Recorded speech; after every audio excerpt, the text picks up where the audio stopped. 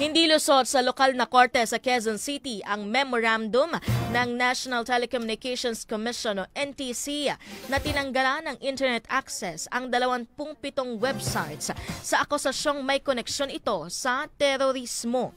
Tinuring itong tagumpay para sa pagpapanatili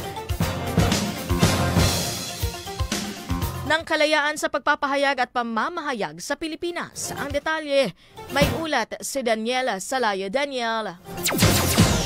Yes, pinawalang bisa ng Quezon City Regional Trial Court o RTC Branch 104 ang memorandum ng National Telecommunications Commission o NTC na inuutusan ng mga internet service providers na tanggalan ng access ang 27 na websites dahil sa kaugnayan umano nito sa mga terorista. Sa desisyon ni Judge Catherine Manodon noong November 18, sinabi ng korte na walang bigan na basihan ang nasabing memorandum at nilalabag ang konstitusyonal na kalayaan sa pamamahayag. Isa sa mga websites ang Independent Alternative News Outlet na Bulatlat na nagsabing tagumpay ito laban sa pagpapatahimik na ginagawa ng Estado.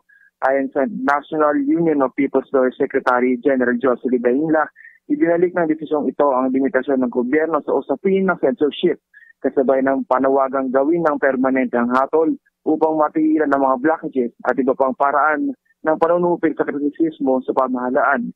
Patatandaan na noong 2022, ipinag-utos ng NTC at National Security Council na harangin ng 27 websites na pinagbibintang sumusuporta sa mga makakaliwang grupo at pinangalan ng terorista alin sumunod sa Anti-Terrorism Act. Sinuspindi naman ng Meta ang social media page ng Bulatlat itong taon dahil sa paglabag umano nito sa community standards.